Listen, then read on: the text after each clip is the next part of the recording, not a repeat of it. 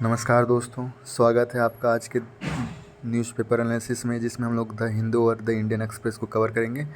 तो चलिए आज सबसे पहले तो आज डेट बता दिया जाए। डेट है आज 30 जून, जैसे आप देख ही चुके होंगे थंबनेल में। और शुरू करते हैं आज की द हिंदू सबसे पहले द इंडियन एक्सप्रेस एनालिसिस।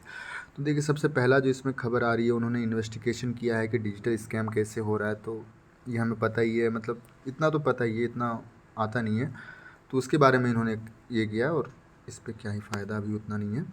देखिए, सेकंड जो है कि India would love a big beautiful trade pact with US. इन्होंने मतलब जो वित्त मंत्री है, जो सीतारमन है, निर्मला सीतारमन जी ने, उन्होंने इंटरव्यू दिया है इंडियन एक्सप्रेस को। उन्होंने ये कहा है कि जो एग्रीकल्चर और डेयरी जो है, वो हमने उस पर मतलब पैक्ट नहीं साइन किया है, उसको बाहर रखा गया है, एग्रीकल्चर और डेयरी उद्योगों को। कि हमारी भारत की जो बहुत सारे आबादी है ना, इन पर डिपेंड करते हैं, इसीलिए इन पर अगर कोई भी खतरा आता है तो ये बहुत ज़्यादा दिक्कत होगा हमारे मतलब जो लोगों के रोज़गार है उन पर। तो इसलिए उनको इनसे बाहर रखा गया है। अब चलिए नेक्स्ट जो है, पीएम टारगेट्स कांग्रेस, ठीक है। अब ये लिखा हुआ है कि एक टनल बन रहा है, ठीक है। Work underway for charge in two key laws, civil and sector legislative ground work is underway for multiple amendments for two over reaching laws ground new country atomic energy. अच्छा, मतलब अभी जो विधायी जो कार्य है उस पर अभी चल रही है, जिसमें भारत के जो एटॉमिक एनर्जी सेक्टर की जो कानून है उस पर वो बदलाव करने का सोच रहे हैं। उसको एक वैश्विक आयाम दिया जाने का सोचा जा रहा है। और इंडियन न्यूक्लियर लाइबिलिटी लॉ जो है, इसको कहते हैं civil liability for nuclear damage act, 2010 में आया था, civil liability for nuclear damage act.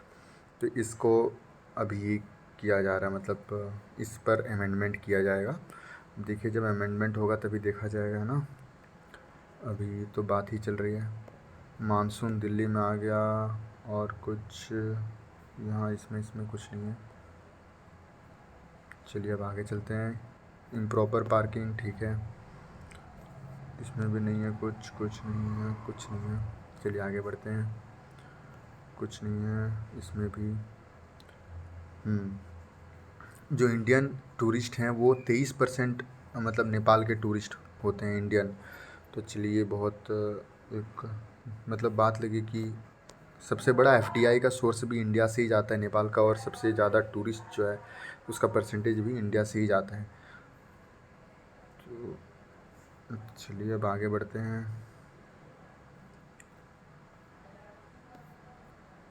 Important नहीं है। Multilateralism forms to fight battle against terror. It needs rethinking regional policy to east and west. इसमें ये कहा गया है कि भारत को अपने जो स्ट्रेटजिक थिंकिंग है वो उसको फिर से सोचना पड़ेगा, और वो सिर्फ टेररिज्म जो आतंकवाद है उसके लिए बहुपक्षीय जो मंच हैं उन पर सिर्फ वो आश्रित नहीं रह सकता। जैसे एससीओ में अभी जो हुआ, उन्होंने मना कर दिया था, तो उसी को लेकर ये कहा गया है। Holding steady, India is expected to maintain growth momentum in mindset for weak global prospects. मुझे नहीं लग रहा है इम्पोर्टेंट है, ये हम लोग कल देख चुके हैं शायद। हाँ, तो ग्रोथ मोमेंटम बना रहेगा, ठीक है। ये हम लोगों ने बहुत दिन से पढ़ रहे हैं, ये नहीं करने वाला है। जिसमें ये कहा गया है कि ईडी का जो इन्फोर्समेंट डायरेक्टर का जो समन है वो वकीलों पर जो पड़ा था उनको लेकर ये कहा गया। तो ये 3-4 दिनों से लगातार आ रहा है, इस पर कम थोड़ा ध्यान करते हैं। बच्चौन way, logical renewal of Pachgaon way, इसको देखते हैं ना, इसको देखते हैं।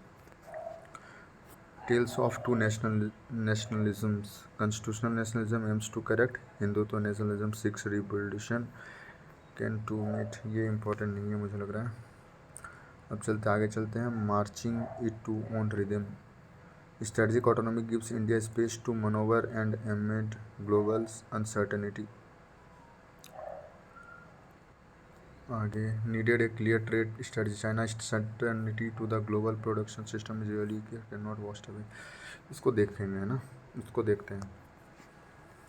हिंदी और Maharashtra revokes resolution on 3 language policy. Maharashtra ने 3 जो लैंग्वेज पॉलिसी है, जो नेशनल एजुकेशन पॉलिसी, जो राष्ट्रीय शिक्षा नीति 2020 में लाई गई थी, उसमें 2021 में लाई गई थी शायद, उसमें 3 लैंग्वेज को चुना गया था कि 2 क्षेत्रीय लैंग्वेज होने चाहिए और एक अंतर्राष्ट्रीय भाषा। तो महाराष्ट्र ने भी इसको अब कैंसिल कर दिया है।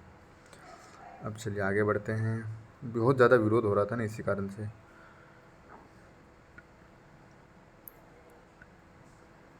जूट पर जो बैन लगाया था कल ही हम लोगों ने पढ़ चुका, उस पर बांग्लादेश का ये है।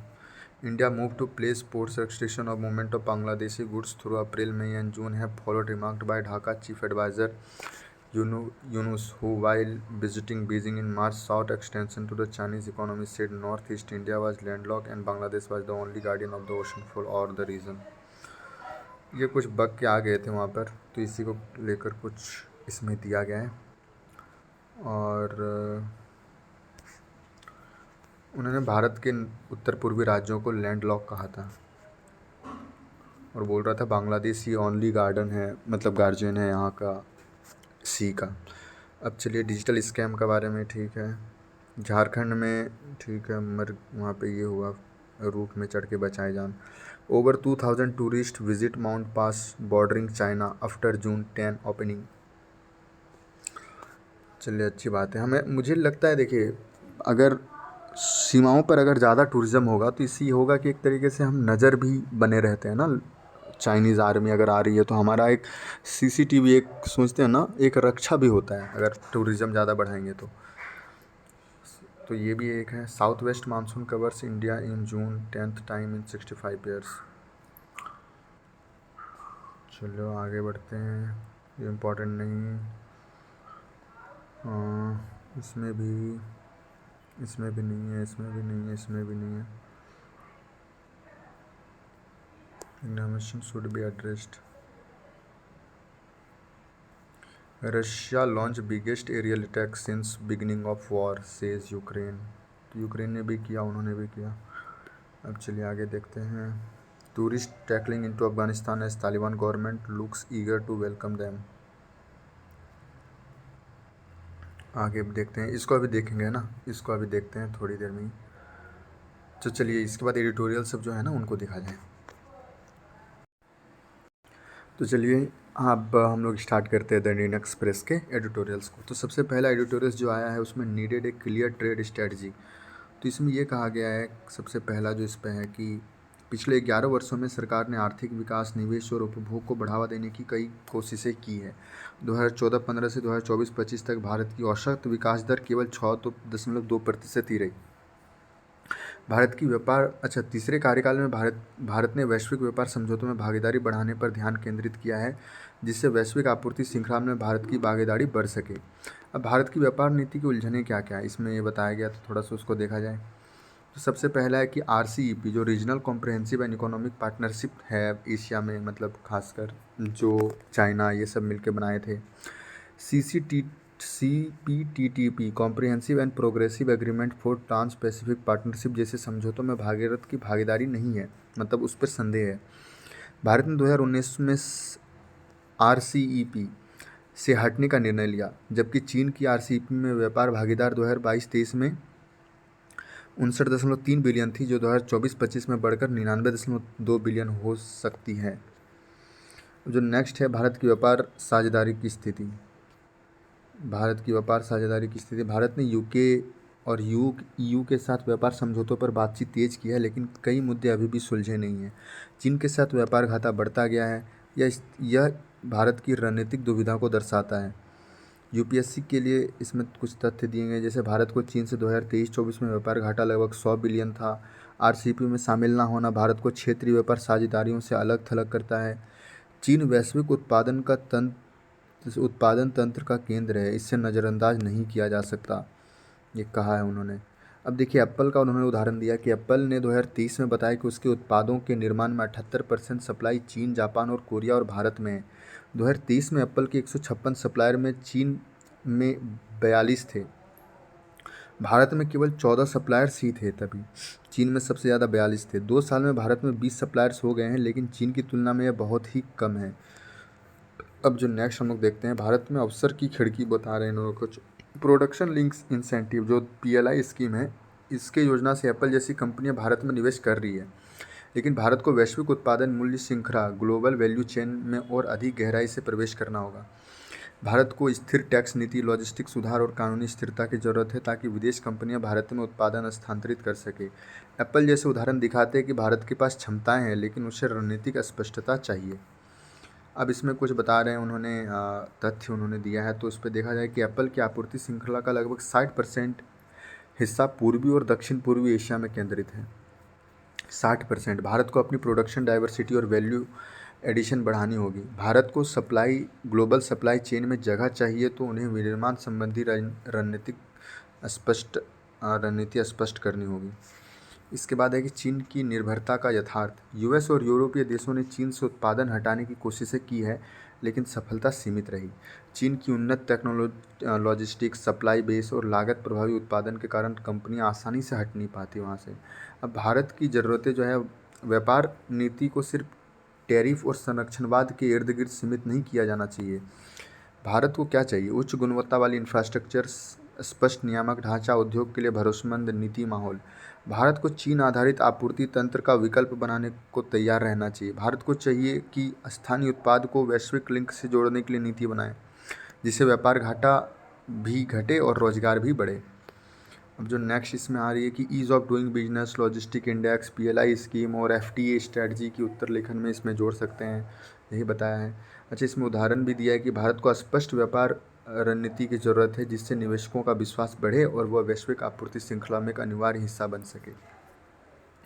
ये तो हमें पता ही है। और चलिए नेक्स्ट जो है पचगांव वे, द पचगांव वे। इसमें यह है कि पश्चिमी घाटों के पारिस्थितिकी पुनरुत्थान और विकेंद्रीकृत समुदाय आधारित दृष्टिकोण की आवश्यकता पर ये मतलब लेख लिखा गया है।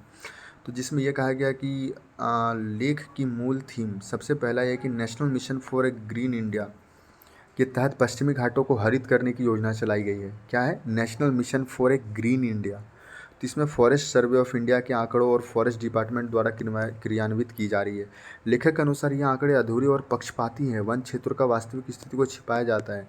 इसके बताया गया है कि इसमें एफएसआई मतलब फॉरेस्ट सर्वे ऑफ इंडिया के अनुसार भारत का 23% क्षेत्र वन आच्छादित है, परंतु इसरो और एनआरएससी के उपग्रह चित्रों में यह केवल 15% पाया गया है। तो ये मतलब फ्लक्चुएट कर रहा है इसमें डाटा।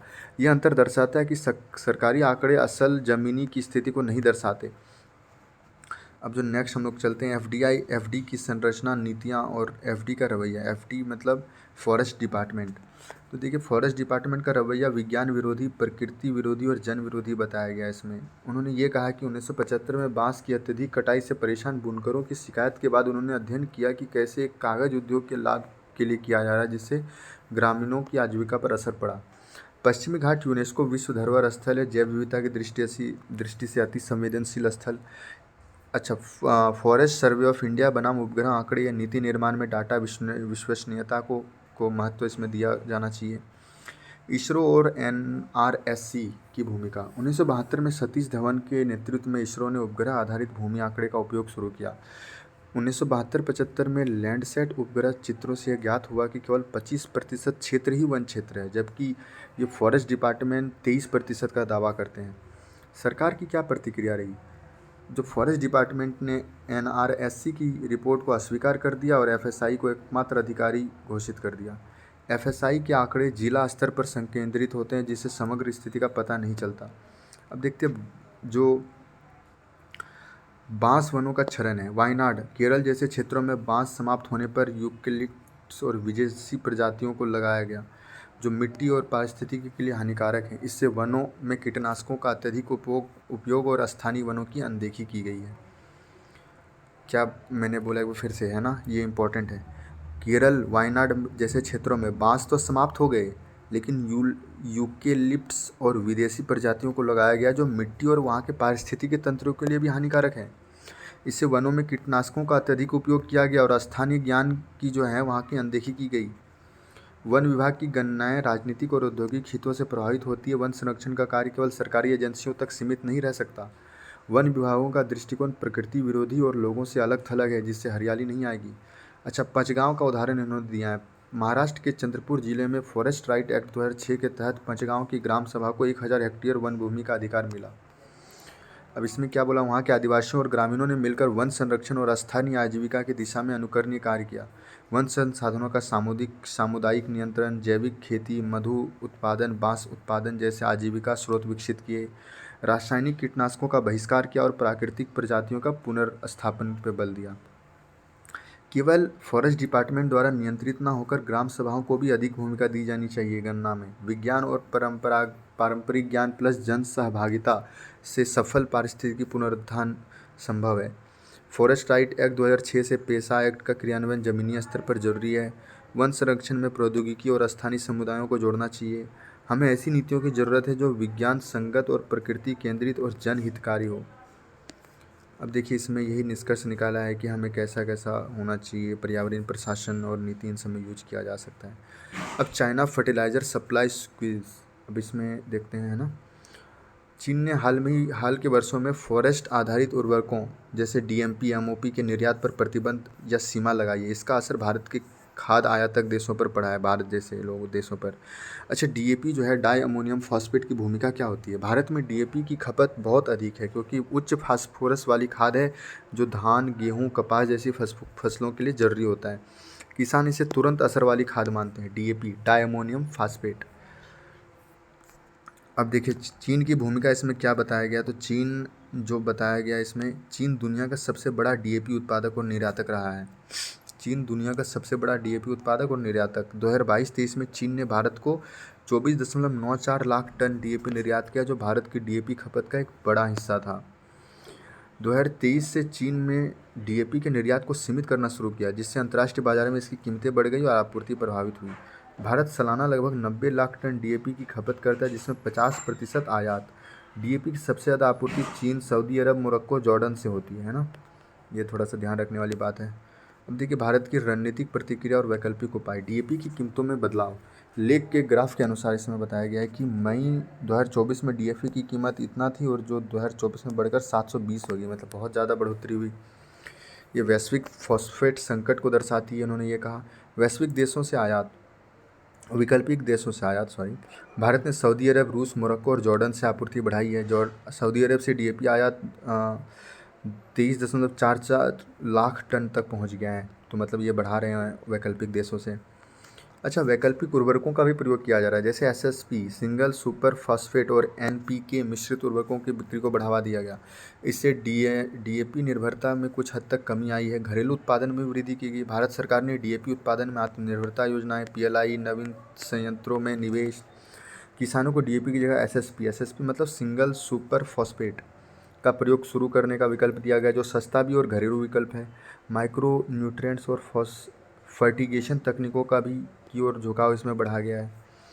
अच्छा, डीएपी की आपूर्ति इन संकट को दर्शाता है कि भारत को कृषि इनपुट और रणनीतिक आत्मनिर्भरता की ओर बढ़ना होगा। तो चलिए, इसके बाद जो सुझाव दिया गया है उसमें ये देखा जाता है कि चीन द्वारा निर्यात रोकने के कारण घरेलू उत्पादन को प्राथमिकता दे रहे हैं वो। लागत नियंत्रण और खाद्य सुरक्षा को प्राथमिकता। जलवायु परिवर्तन के कारण उत्पादन में गिरावट भी आई है। अच्छा, इसमें सुझाव क्या दिया है कि डीएपी का आयात निर्भरता को कम की जाए, घरेलू फॉस्फेट खनन नीति को सुधारें। जैसे राजस्थान में झामर, कोटरा जैसी खदानें हैं, तो वहाँ से फॉस्फेट खनन को सुधारा जा सकता है, मतलब बढ़ाया जा सकता है। नवीन अनुसंधान द्वारा उर्वरक दक्षता बढ़ाई जाए। किसानों को वैकल्पिक उर्वरकों और जैविक विकल्पों की शिक्षा दी जाए। चीन जैसी शक्ति तब आपूर्ति रोकती है तो वैश्विक स्तर पर संकट उत्पन्न होता ही है। भारत के लिए संकेत है कि केवल सस्ते आयात पर निर्भरता जोखिम भरा विकल्प है। तो इसमें क्या बताया कि भारत को डीएपी संकट के बावजूद किसान और उद्योगों ने लचीलापन दिखाया। भारत ने आयात स्रोतों का विविधीकरण संकट को सीमित कर दिया है। डीएपी संकट से नीति शिक्षा, लचीली खाद्य आपूर्ति श्रृंखला और फर्टिलाइजर प्लस एफडीए प्लस कृषि अनुसंधान प्लस स्टार्टअप समर्थन। अब देखिए, इसके निष्कर्ष में यही बताया गया है। अब threat to GPS interference to global air and sea transportation, the solution.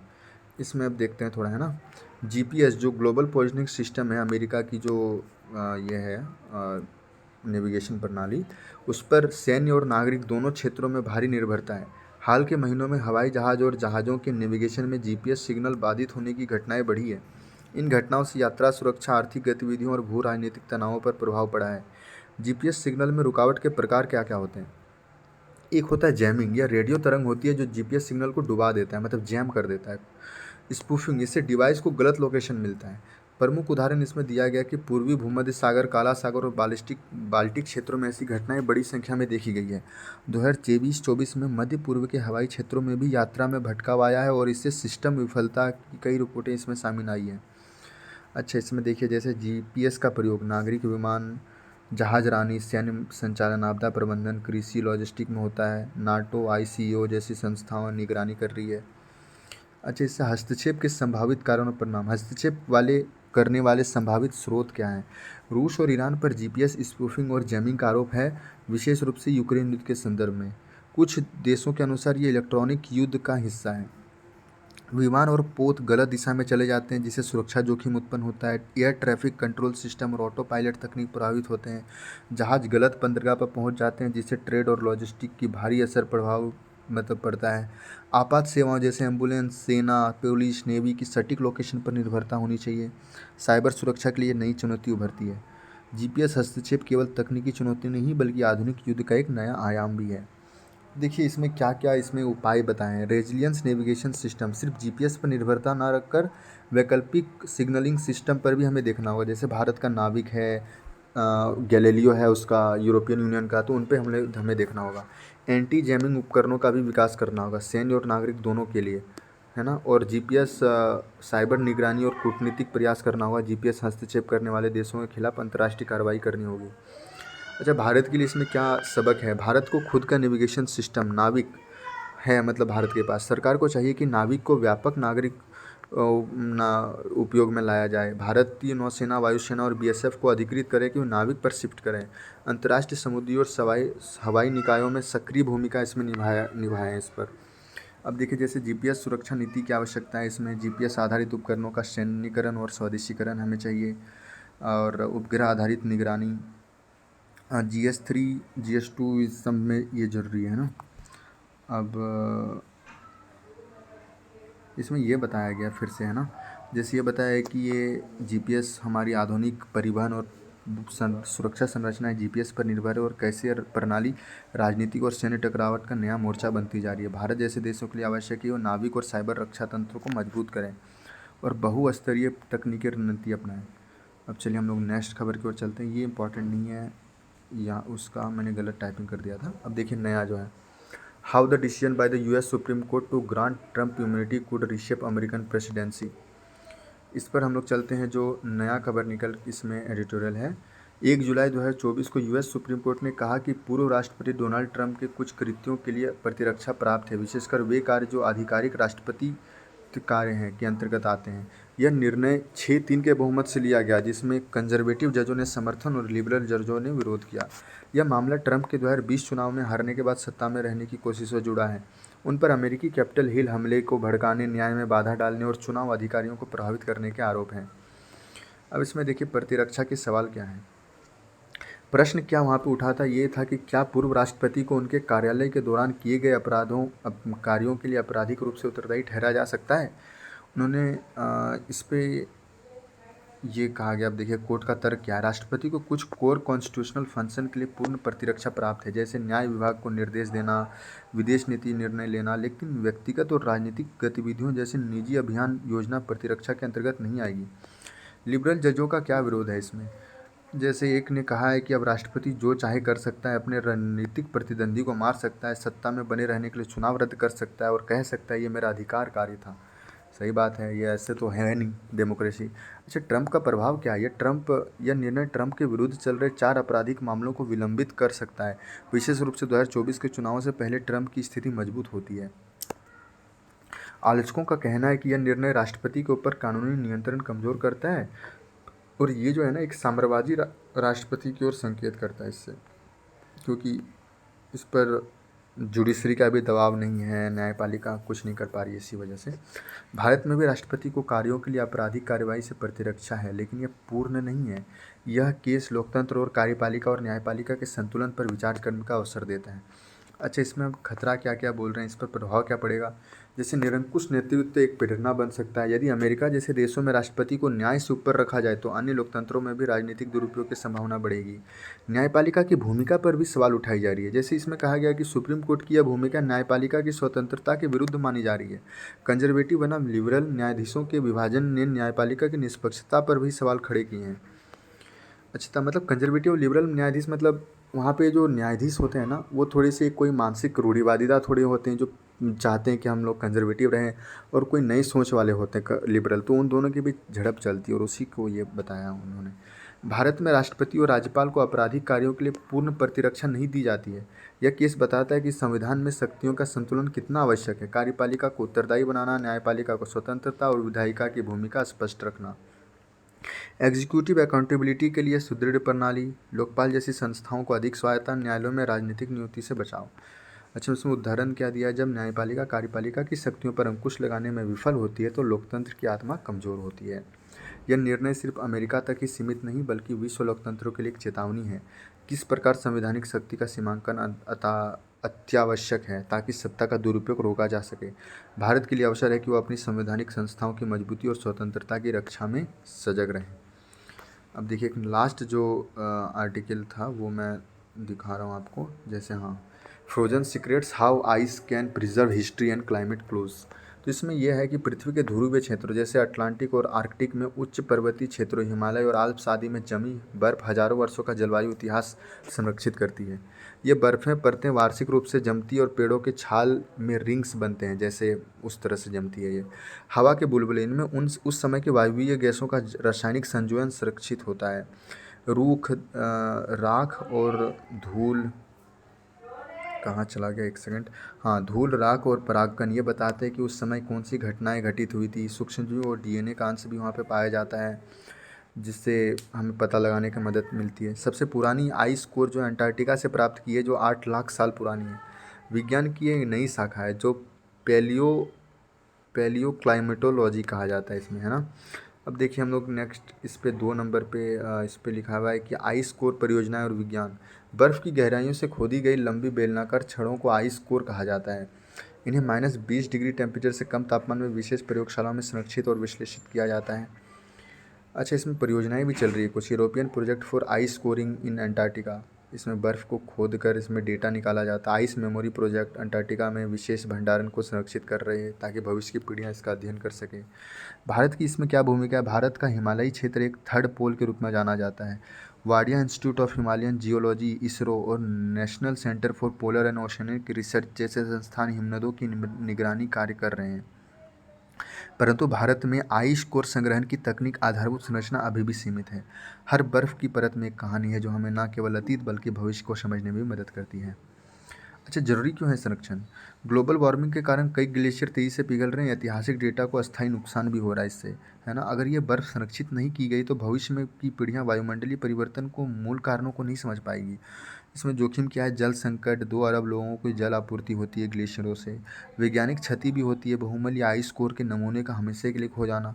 अनियंत्रित वैश्विक तापमान, ऐतिहासिक संदर्भ के सही जलवायु नीति का बनाना कठिन होगा इससे।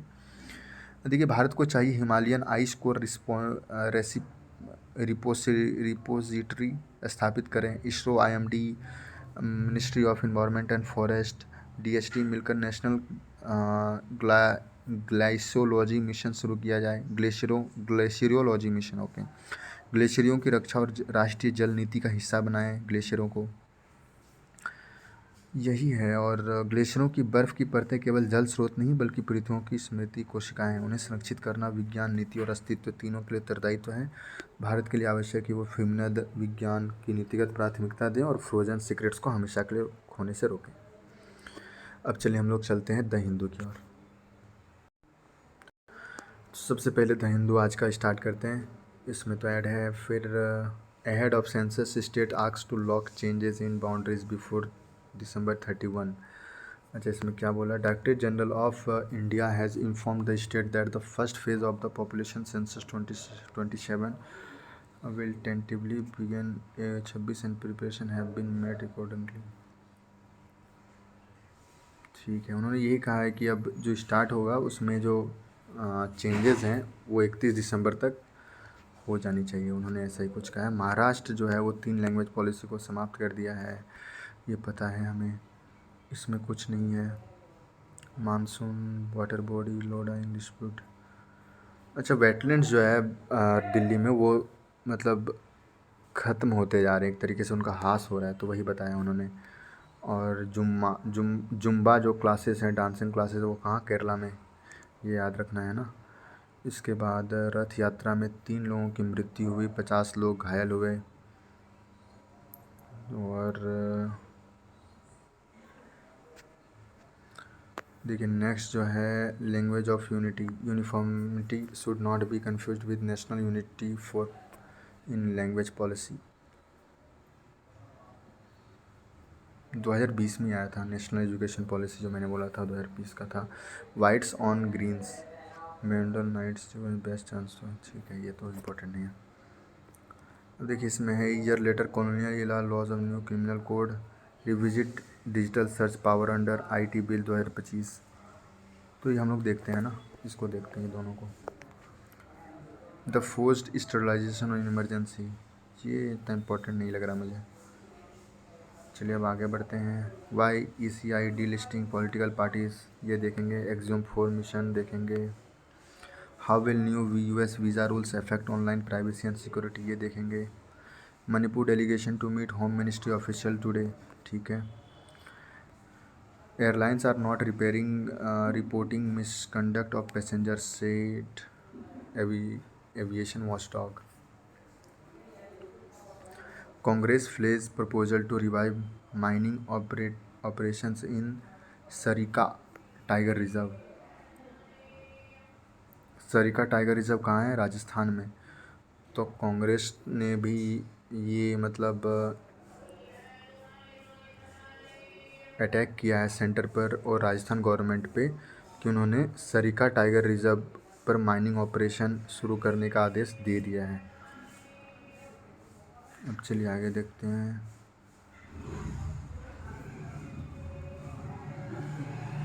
क्या इसमें 52 विलेज एडजॉइनिंग LSC LOC इन ले Kargil district declared reserve areas. अच्छा,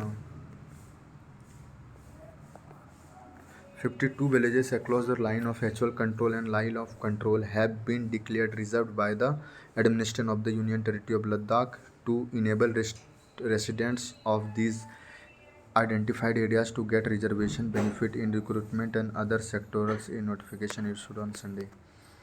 चलिए अच्छी बात है। People had warned against emergency, important नहीं है इसमें। The reservation chart set to be prepared 8 hours prior to the departure of train। चलिए 8 घंटे पहले रिजर्वेशन चार्ट बनेगा। उत्तराखंड में लैंडस्लाइड हुआ है। एट IS Shukla takes up experiment on skeletal muscles degradation in space. This study aims to uncover the biological pathways behind skeletal muscle degradation in space, a major challenge for astronauts. By identifying these mechanisms, researchers hope to develop target therapies that could not only protect space travelers but also aid people suffering from muscle degenerative disease on Earth। चलिए और आगे देखते हैं ना। इसमें 60 scientific studies की जाएगी axiom 4 mission में। अब चलिए आगे अब देखते हैं। Israel order Palestine to evacuate parts of the northern Gaza. UK government condemns that to the IDF, ठीक है। Court postpones Israel PM appearance in grand trial. PM कैनरी has a pragmatic approach, wants reset in India ties, says ex invoice। PM canary जो कि Canadian prime minister हैं, mark canary, वो बोल रहे हैं फिर से रीसेट करना चाहते हैं भारत के साथ टाइस।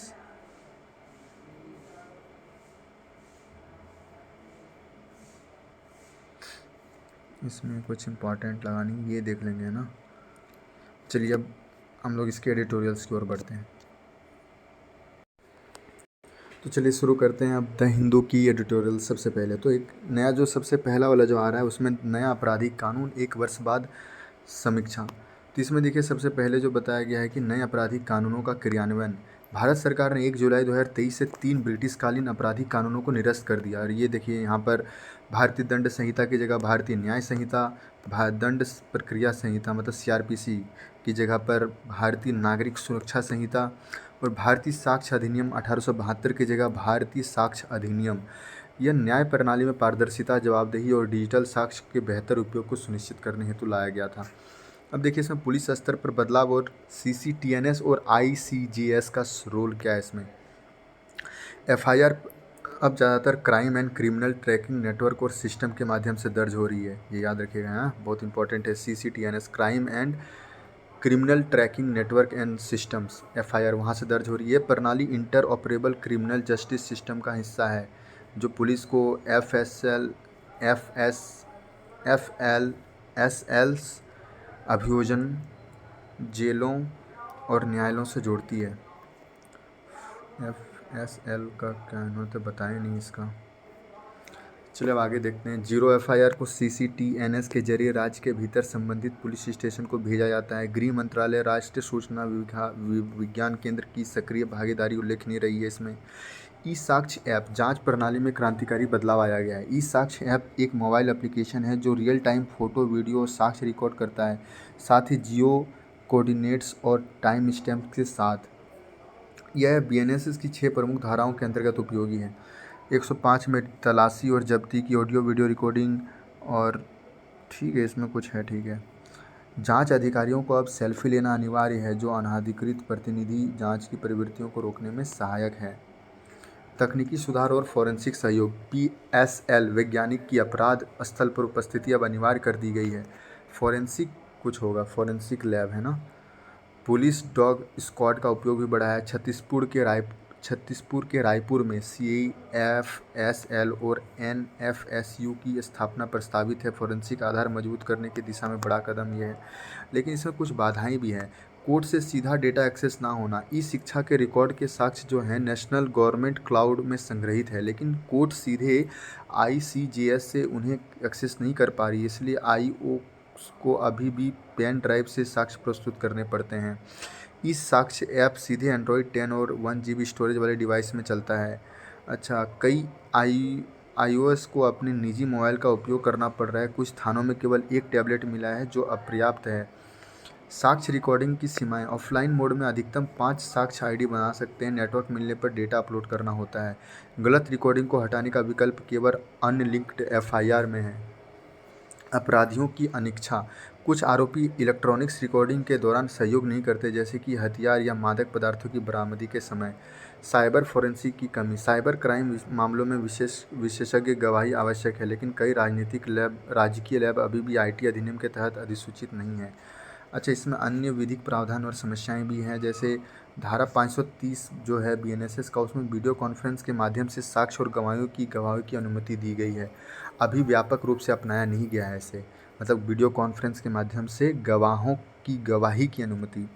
अच्छा, धारा 184 जो है BNSS का, उसमें बलात्कार पीड़िता की चिकित्सकीय रिपोर्ट 7 दिनों में पुलिस को भेजना, इसका पालन हो रहा है, लेकिन पोस्टमार्टम रिपोर्ट समय पर नहीं मिलती।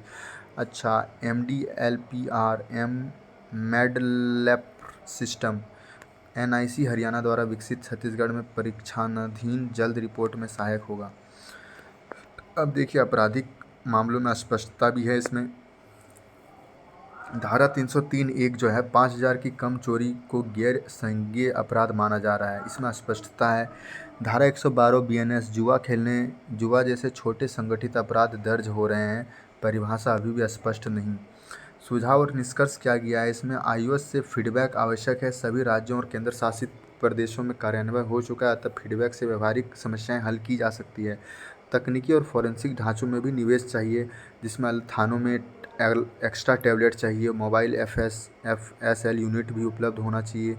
कोर्ट और पुलिस के बीच डेटा साझा करने की प्रणाली को सीधे और डिजिटल बनाना जरूरी है। साक्ष्य और डिजिटलीकरण जांच प्रक्रिया में पारदर्शी, जवाबदेही और न्याय संगतता सुनिश्चित करता है। जांच अधिकारी द्वारा स्वयं की उपस्थिति दर्ज कराना जवाबदेही की दिशा में एक बड़ा कदम होगा। इसमें क्या क्या इंपॉर्टेंट फैक्ट पॉइंट निकल का है। डिजिटल साक्ष्य एकत्र करने हेतु इस शिक्षा का प्रभाव, BNSS के प्रावधानों में तकनीकी एकीकरण, CCTNS criminal and crime tracking network system NICJS का महत्व, IIOS को प्रशिक्षण उपकरण प्रदान करने की आवश्यकता, फोरेंसिक संरचना के विस्तार की जरूरत, कानूनों में स्पष्ट धाराओं में पुनर्विचार, डेटा सुरक्षा, न्यायालयों की पहुंच और ऑडिटिंग ट्रेल जैसे मुद्दों का समाधान होना चाहिए। अब जो नेक्स्ट निकल के आ रही है हमारी ट्यूटोरियल, उसमें यह है कि आयकर अधिनियम 2025 के तहत डिजिटल निगरानी का खतरा इसमें बना हुआ है। अब देखिए, वित्त मंत्रालय ने संसद में आयकर अधिनियम 2025 इनकम टैक्स बिल 2025 के तहत नया प्रावधान पेश किया है, जिसके अंतर्गत आयकर अधिकारी किसी व्यक्ति के वर्चुअल डिजिटल स्पेस तक पहुंच बना सकते हैं। जैसे जैसे आर्थिक गतिविधियां डिजिटल हो रही है, वैसे वैसे प्रवर्तन इन्फोर्समेंट भी डिजिटल होना चाहिए। लेकिन यह प्रस्ताव निजता, जवाबदेही और निगरानी जैसे अहम संवैधानिक अधिकारों पर गंभीर प्रश्न चिन्ह खड़े करता है। वर्तमान में आयकर अधिनियम 1961 की धारा 132 के अंतर्गत सर्च और सीजर की अनुमति है। यह केवल भौतिक परिसरों तक ही सीमित है। नए प्रस्ताव में यह दायरा डिजिटल स्पेस तक बढ़ा दिया गया है, जिसमें ये शामिल है email, cloud drive, social media accounts, digital app platforms, किसी भी समान प्रवृत्ति की अन्य डिजिटल जगहें। यह परिभाषा अनिश्चितता और अत्यधिक व्यापक है। इस प्रकार की पहुंच व्यक्ति विशेष के साथ उसके सामाजिक और पेशेवर नेटवर्क की निजता का भी हनन कर सकती है। डिजिटल युग में निजता पर हमला, सोशल मीडिया, क्लाउड एक्सेस से संबंधित सामग्री में केवल आय से संबंध नहीं, बल्कि पारिवारिक तस्वीरें, निजी संवाद, पेशेवर गोपनीय दस्तावेज भी शामिल होते हैं। गोपनीय पेशों जैसे पत्रकारिता, वकालत, चिकित्सा आदि में यह परिवर्तन व्यक्तिगत और पेशेवर स्वतंत्रता को खतरे में डाल सकता है। अगर यह परिवर्तन मनमाने आधार पर होता है तो यह अभिव्यक्ति की स्वतंत्रता और स्वतों की गोपनीयता का उल्लंघन करता है।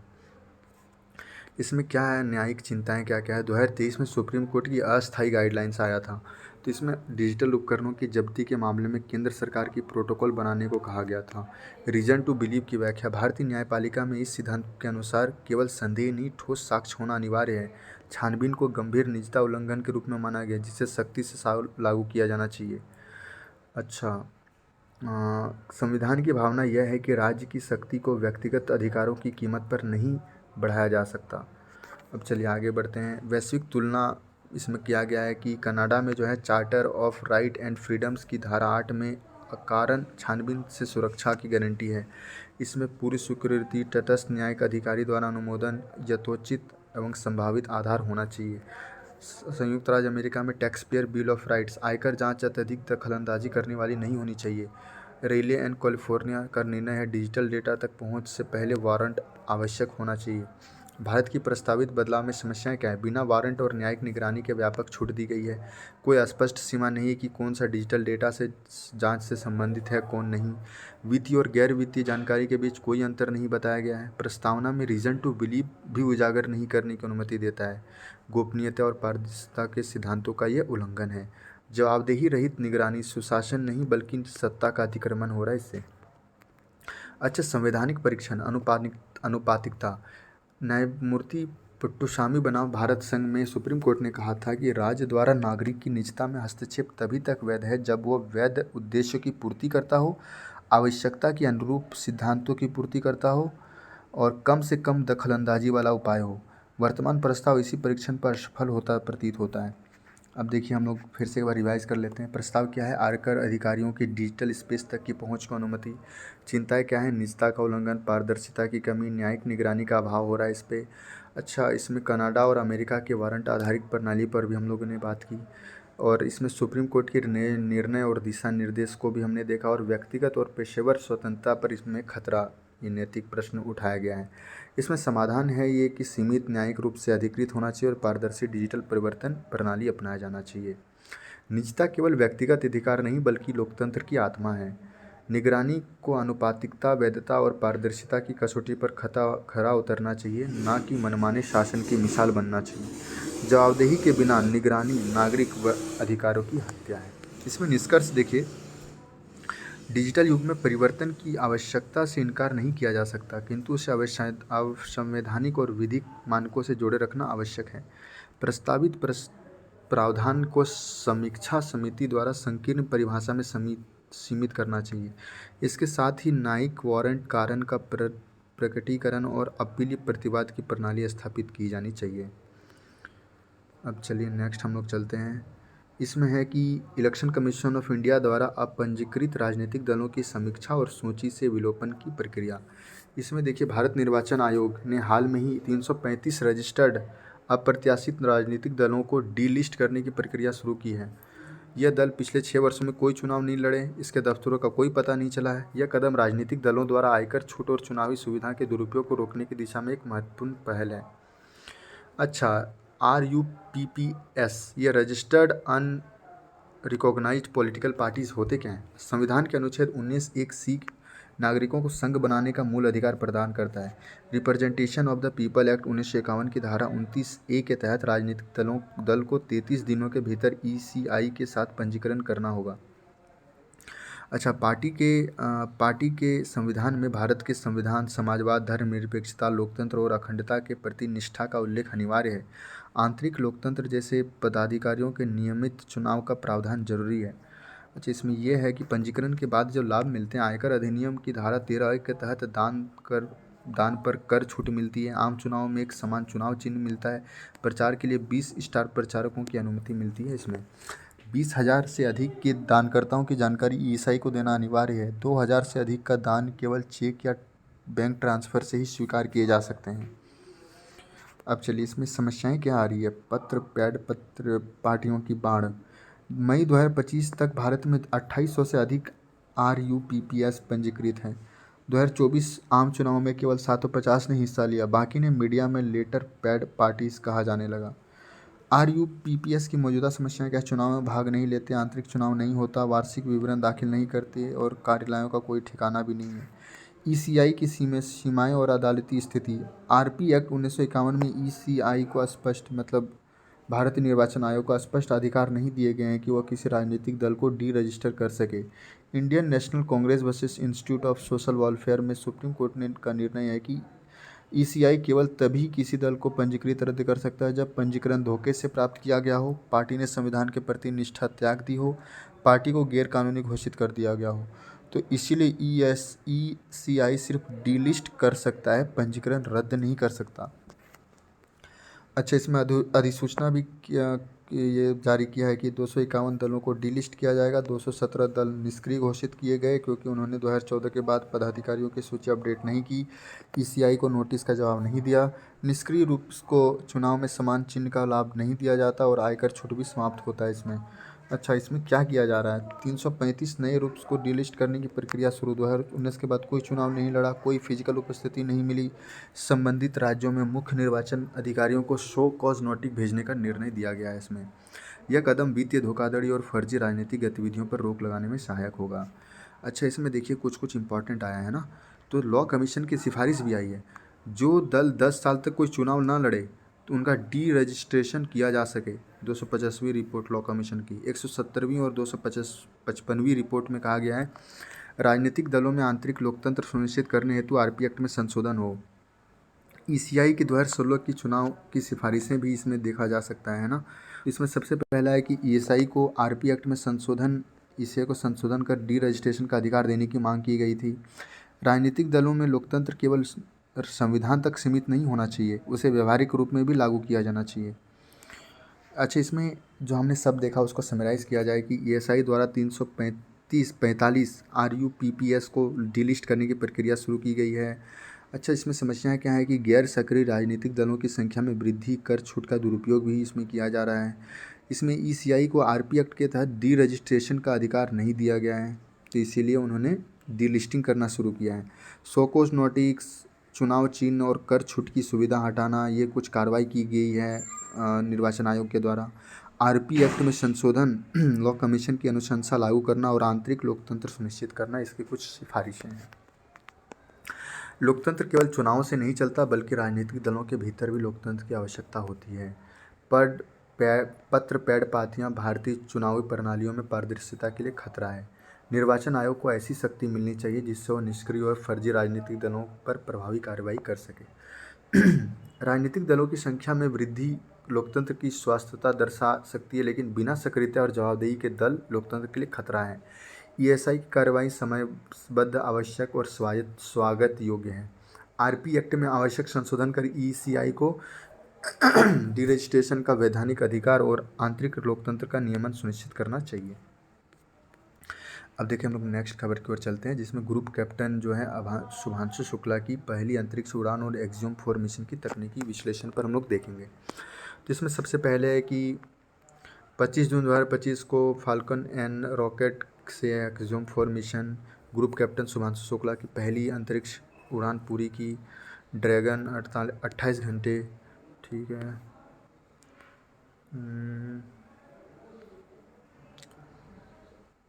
प्रारंभिक कक्षा ड्रैगन जो स्पेसक्राफ्ट था, उन्होंने करीब 200 किलोमीटर की अंडाकार कक्षा में स्थापित किया गया। वहाँ इसकी गति 27,000 किलोमीटर प्रति घंटा रही। ISS 400 किलोमीटर की ऊंचाई पर स्थित है। इसका एक चक्कर पूरा करने में 92 मिनट लगते हैं, जबकि ड्रैगन 88 मिनट में ही पूरा कर ले रहा था। ड्रैगन ने धीरे धीरे ISS को पकड़ने के लिए कई फेजिंग बर्न्स किए। पहले अपोजी को बढ़ाया गया पूरी कक्षा को। 18 कक्षाओं के बाद ड्रैगन ISS के समान वेग और स्थान पर पहुंचा। चलिए अब आगे देखते हैं डॉकिंग की तैयारी। डॉकिंग प्रोफाइल 28 घंटे की डॉकिंग प्रोफाइल में यह तय किया गया कि ड्रैगन ISS के सही हिस्से पर पहुंचे जहां डॉकिंग पोर्ट खाली हो। अच्छा, इसमें कुछ इम्पोर्टेंट, चलिए तब तो कुछ इम्पोर्टेंट नहीं है फ्रेंड्स इसमें। अब आगे बढ़ते हैं। अच्छा देखिए, अमेरिका की जो नई वीज़ा नीति है उसमें इसमें बताया गया है कि 23 जून 2025 को भारत में अमेरिकी दूतावास ने एक्स पर एक पोस्ट घोषणा की। अब से FM और J वीज़ा के लिए आवेदन करने वाले सभी व्यक्तियों को अपने सोशल मीडिया खातों की गोपनीय सेटिंग पब्लिक करनी होगी, ताकि उसकी पहचान और अमेरिका में प्रवेश की वैधता की जांच की जा सके। यह आदेश मुख्यतः विदेशी छात्रों, शोधार्थियों और प्रशिक्षणार्थियों को प्रभावित करता है। क्या है नया नियम?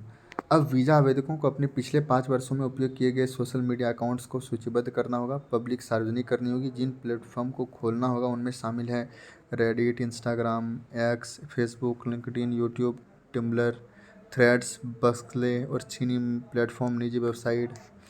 अच्छा, इसमें छात्रों का क्या प्रभाव हो सकता है?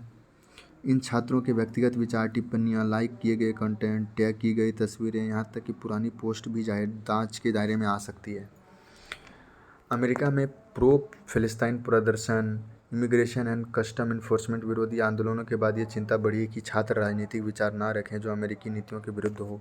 विशेष रूप से इजरायली विरोधी विचार और प्रवासन नीतियों के खिलाफ गतिविधियों को रोकने के लिए कदम उठाया गया। यह बदलाव राष्ट्र सुरक्षा के नाम पर राजनीतिक विचारों की सेंसरशिप जैसा प्रतीत होता है। इसके जोखिम क्या है? निजता का हनन है, डिजिटल अपराधों को खतरा है इससे, मतलब डिजिटल नाबालिग उपयोगकर्ताओं जैसे विशेष रूप से हैकिंग, साइबर बुलिंग, यौन उत्पीड़न, स्टॉकिंग, ब्लैकमेलिंग, पहचान की चोरी, डॉक्सिंग जैसे अपराधों का शिकार बन सकते हैं। स्वतंत्रता पर भी इसमें हमला है। बच्चों की लक्षित विज्ञापन सार्वजनिक अकाउंट से नाबालिगों पर लक्षित विज्ञापन बढ़ सकते हैं इससे। अच्छा, इस पर कब तक पब्लिक रखना होगा, इस पर भी कोई ये नहीं कहा गया है इस पर, है ना। चलिए अब देखते हैं आगे। जो नेक्स्ट और लास्ट जो हमें खबर निकल के आ रही है, नोबल रॉट फफूंदी की अनोखी जैविक विशेषता, वैज्ञानिक खोज पर विस्तृत सारांश इसमें कहा गया कि नोबल रॉट जो है ना वो फफूंदी के लिए प्रयोग होता है, जो विशेष गुणवत्ता वाली मीठे वाइन जैसे सेक्रोटोनस फ्रांस और कुछ हैं जर्मनी, ऑस्ट्रेलिया, इन सब में मदद करती है। ठीक है, हमें याद रखना है क्या, नोबल रॉट फफूंदी है एक। अच्छा, इसमें कुछ हुआ क्या है कि मतलब वैज्ञानिकों ने UV किरणों से एस स्कोलेटियन के एरोस्पोर पर परिवर्तन करने का प्रयास किया। ठीक है,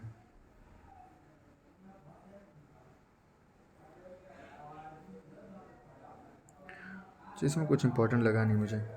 चलिए तब हम लोग आज की इस एनालिसिस को समाप्त करते हैं। अब मिलते हैं आपसे कल, तब तक अपना ध्यान रखिएगा। नमस्कार।